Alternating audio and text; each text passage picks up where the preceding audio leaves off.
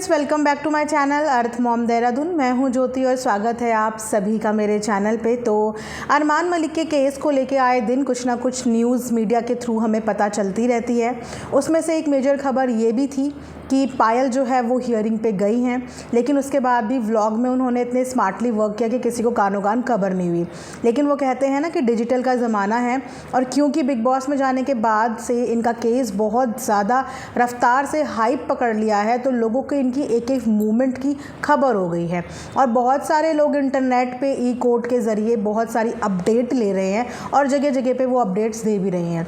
Twitter handle पे मैंने कुछ ऐसी इन्फॉर्मेशन देखी जो मैंने सोचा यहाँ पे वीडियो के माध्यम से आप लोगों के साथ शेयर कर लेती हूँ। वैसे तो आप में से बहुत सारे लोग इस चीज़ से ऑलरेडी अवेयर हैं, क्योंकि ट्विटर भी आप लोग हैंडल करते ही हैं। बहुत सारे लोगों का ट्विटर हैंडल है। यूट्यूब पे भी आए दिन मतलब एक सेकंड के बाद ही चीज़ें एकदम खबरें जो है सर्कुलेट होने लगती हैं। तो सबसे पहले तो बहुत सारे लोगों के दिमाग में ये सवाल था कि ठीक है, अरमान पे तो लगा है पॉस्को का act, but what about the Kritika and पायल?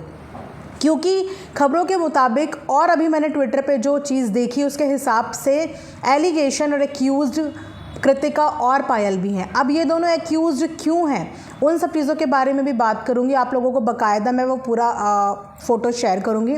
उसके अलावा बिग बॉस से घर के बाहर आने पे काफ़ी कंटेस्टेंट जिनको इस बारे में पहले नहीं पता था, जब उन्हें ये चीज़ पता चली कि बिग बॉस में वो अरमान के साथ रह रहे थे और वो अरमान जिसके ऊपर पॉस्को एक्ट लगा हुआ है, तो जब उनसे इस चीज़ के बारे में राय पूछी गई तो सब ने यही बोला कि अभी वो गिल्टी नहीं है, क्योंकि कुछ भी चीज़ अभी प्रूव नहीं हुई है। जिस दिन वो गिल्टी प्रूव हो जाते हैं उस दिन के लिए उन्होंने बहुत सारा नाराज़गी जताई, लेकिन उन्होंने ये बात बिल्कुल बोली कि अभी तक उन पे ये एलिगेशन जो लगा है ये प्रूव नहीं हुआ है, तो जब तक ये प्रूव नहीं होता तब तक हम उनको कुछ भी नहीं बोल सकते। ये चीज़ें घर से बाहर आने के बाद पॉलमी ने भी बोली, सेम चीज़ें चंद्रिका ने भी बोली, और जितने भी उनके आसपास के लोग हैं वो यही बोल रहे हैं कि केस कोर्ट में चल रहा है लेकिन प्रूव नहीं हुआ है। तो जब तक प्रूव नहीं होता तब तक वो गिल्टी नहीं है किसी भी चीज़ के लिए। फ़िलहाल मैं आप लोगों को बता देती हूँ कि 20 तारीख की पायल, कृतिका और अरमान की हियरिंग थी, लेकिन 20 तारीख को तीनों में से सिर्फ एक ही वहाँ पे जा पाया, जिसकी रिपोर्ट डेली बेसिस पे ई कोर्ट जो होती है सर्विस वहाँ पे अपडेट हो जाती है डेली बेसिस पे। फ़िलहाल मैंने ट्विटर से ये चीज़ें उठाई है, मैं आप लोगों को भी दिखा देती हूँ यहाँ पे, क्योंकि ये डेली बेसिस का स्टेटस चेक करके किसी ने ये फ़ोटो डाला था। यहाँ पे स्क्रीनशॉट लगा दूंगी जहाँ पे ये लिखा है, मतलब प्रेजेंटी सिर्फ पायल का नाम है कि जो 20 तारीख की जो हियरिंग थी उसमें सिर्फ पायल प्रेजेंट हुई थी, और इसमें बिजनेस लिखा है 2 accused person are absent, matter is adjourn for paper order. यानी कि 2 एक्यूज जो हैं वो एब्सेंट थे, यानी कि कृतिका और अरमान, क्योंकि वो बिग बॉस के घर के अंदर है। नेक्स्ट पर्पस का प्रॉपर ऑर्डर डाला है अपडेट, और नेक्स्ट हियरिंग डेट डाली है 24/7/2024, यानी कि अभी आने वाली 24 तारीख को नेक्स्ट हियरिंग डेट है, क्योंकि 20 तारीख को जो हियरिंग थी उस पर तीनों के तीनों एक्यूज नहीं पहुंच पाए, तीनों में से सिर्फ एक ही एक्यूज्ड पहुंचा था। उसके अलावा अब आप लोगों के दिमाग में ये सवाल आ रहा होगा कि वो सवाल मेरे भी दिमाग में आ रहा था और मुझे भी क्लियर नहीं हो रहा था कि चलिए ठीक है, अरमान पे समझ में आता है कि इस चीज़ का आरोप लगा है, लेकिन कृतिका और पायल, इन लोगों पे क्या आरोप लगा है और क्यों लगा है, और क्या इसकी क्या सज़ा है अगर इन पे कुछ लगा है। तो इन सब चीज़ों के बारे में मैं यहाँ पे स्क्रीनशॉट भी लगा दूंगी, मैं आपको पढ़ के भी एक बार बता देती हूँ वापस से। ये एक प्रॉपर पूरा का पूरा बयान है, जो बयान की फ़ोटोकॉपी, एफआईआर की कॉपी अभी तक आप बहुत सारे सोशल मीडिया हैंडल्स पे, बहुत सारे मीडिया चैनल्स पे देख रहे हैं, वो एक आधा अधूरा बयान है। उस बयान में कहीं पे भी पायल और कृतिका पे जो एलिगेशन लगे हैं उसकी चर्चा नहीं है, लेकिन जस्ट अभी ट्विटर में किसी ने ये शेयर किया है जहाँ पे आपको पूरा का पूरा प्रॉपर डिटेल मिल जाएगी कि पायल के ऊपर क्या एलिगेशंस हैं और वो किस तरीके से इस पूरे इंसिडेंट के अंदर इन्वॉल्व है। मैं वापस से आपको पढ़ के सुनाती हूँ, आपके रेफरेंस के लिए मैं यहाँ पे फ़ोटो भी लगा दूँगी, आप वहाँ से भी पढ़ सकते हैं।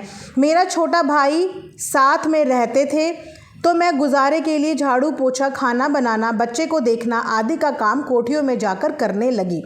मुझे मेरी मम्मी ने संदीप के घर 24 घंटे के लिए रख दिया। मैं उसके यहाँ झाड़ू पोछा, डस्टिंग, खाना बनाना और चीकू को रखती थी जो बहुत छोटा था।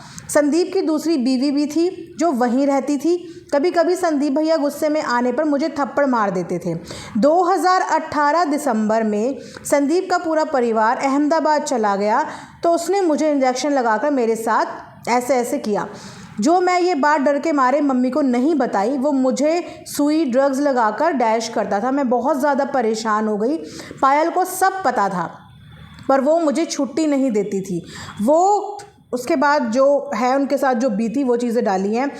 दौरान तफ्तीश मन एसआई का नाम लिखा है जिसके अंदर में ये है, उसके बाद पूरा एड्रेस लिखा है जहाँ पे ये रहते थे। दौरान तफ्तीश विक्टिम के बयान ऐसे ऐसे सेक्शन माननीय अदालत में कराए गए जिससे उन्होंने बताया कि पायल को यह सब बातों का पता था।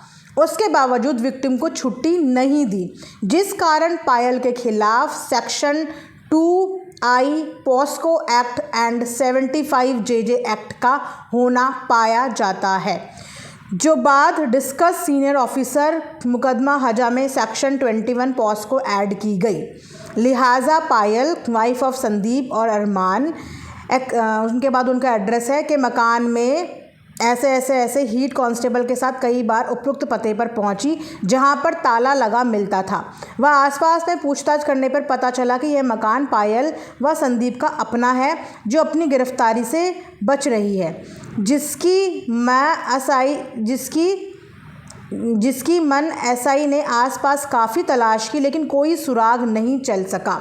अतः माननीय अदालत से प्रार्थना है कि alleged Payal wife of Sandeep Malik ऐसे इनका एड्रेस है चंद्र विहार का, इशू करने की कृपा करें।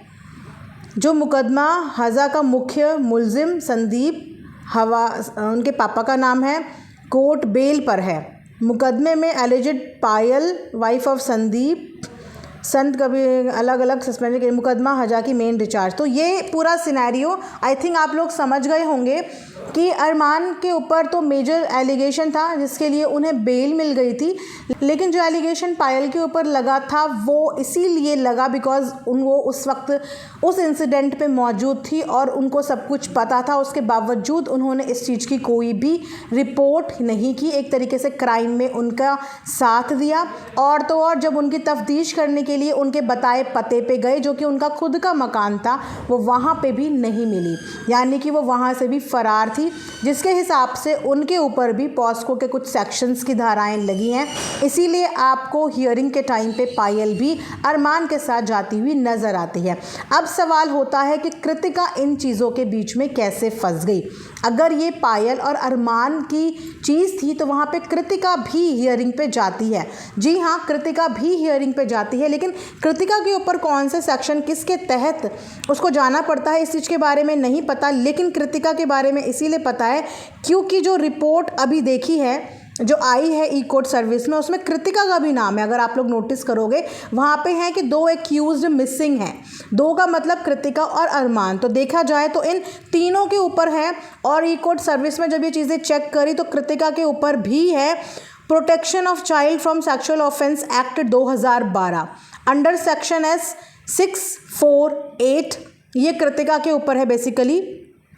जुवेनाइल जस्टिस अमेंडेड एक्ट 2006, उसके बाद है अंडर सेक्शन 75 IPC 328-376A, ये कृतिका के ऊपर बताई जा रही है। बट कैसे वो इस मैटर में इन्वॉल्व हो गई इस चीज़ के बारे में कोई भी आइडिया नहीं है। तो ये बेसिकली एक पूरा मुद्दा है। अगेन मैं यही बोलूँगी कि जब तक कोई इंसान गिल्टी प्रूव नहीं हो जाता तब तक ये सिर्फ एक एलिगेशन है, क्योंकि कोर्ट भी इनको इस वक्त पे एक्यूज्ड बोल रहा है।